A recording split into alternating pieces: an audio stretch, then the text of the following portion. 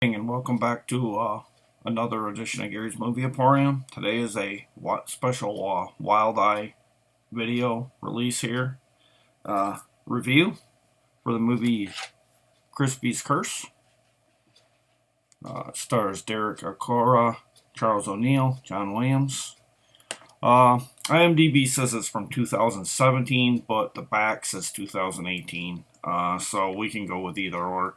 Whatever the accurate measure of the movie is for the year, that's what we'll go with.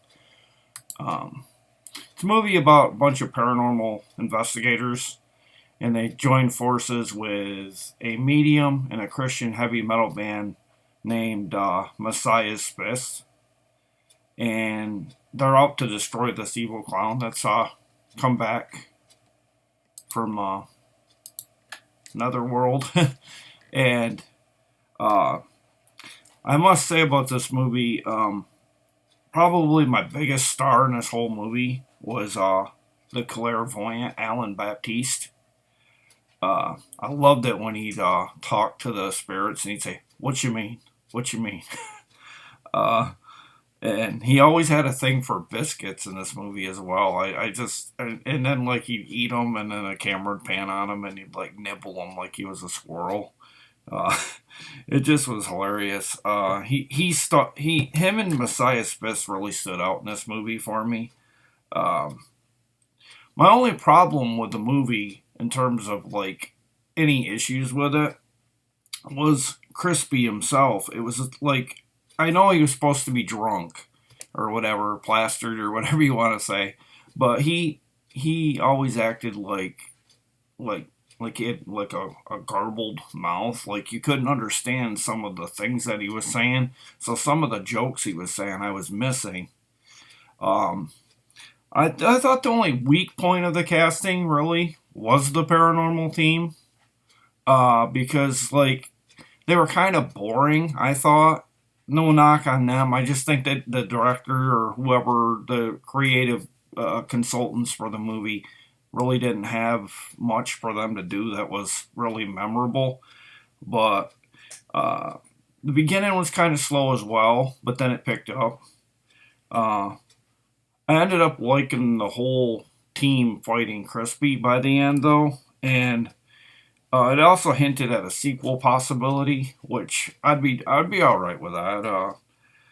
Did too say in the credits that Sean Phillips, or AKA Cool Duder on YouTube, had a extra part in the movie. I don't know if I didn't miss, or I don't know if I saw that, because I don't know. I don't know if it was a quick part and I missed it, or I just didn't happen to notice. It was a little bit more discreet, maybe. But this movie was up there with the ones I've rated. I'm gonna admit, at first I didn't really think it was up my alley, and then as I let the whole it clocks in somewhere almost going on to the 2 hour frame. But by the 2 hours, I thought the second half was like immensely improved. It was ended up being quite fun. It's definitely something I'd have to rewatch again down the road, because I know there was parts that I missed because of, like I said, mentioned before, about not understanding Crispy sometimes on some of the words and phrases he'd say. I kind of didn't know what to expect of this main character.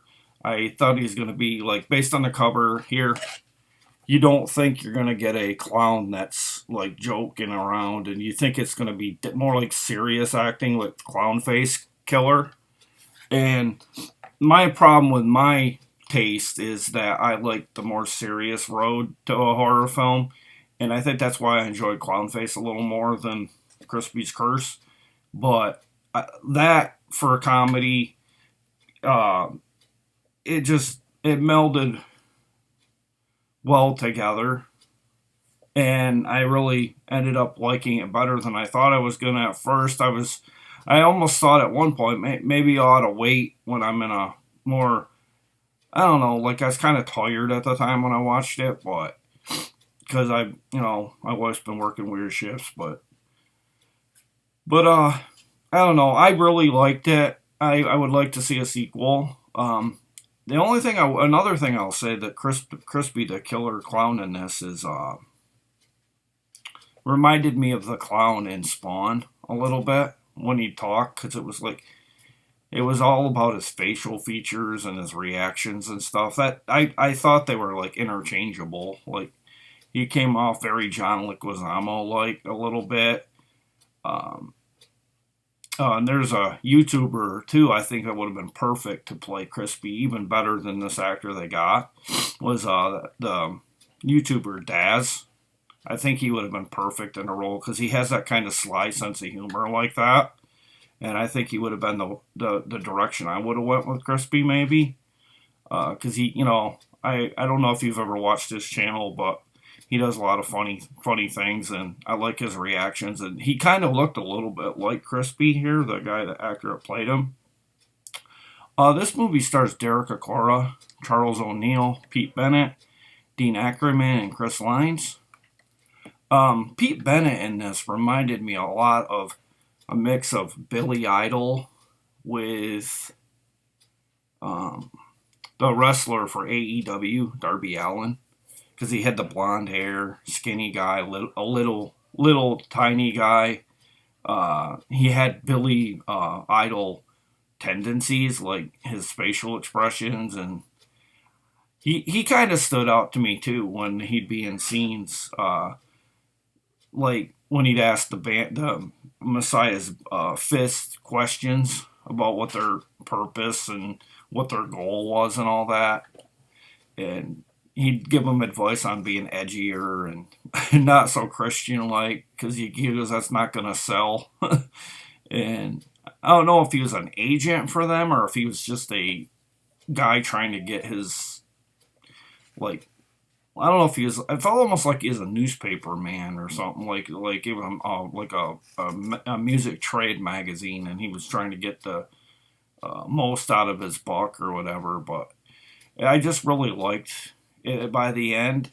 It was directed by John Williams. Like I said, it was either from 2017 or 2018, and I saw it say too that Crispy's Curse was made for an estimated budget of £100,000, which translates to $130,000 American money.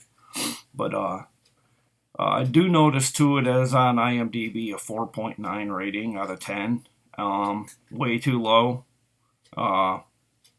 There's no, maybe if it would have been maybe the first half hour, maybe 20 minutes of the movie, I would say, yeah, maybe I'd agree with that. But they improved the pace of the film, they improved the dialogue, they improved where it was going.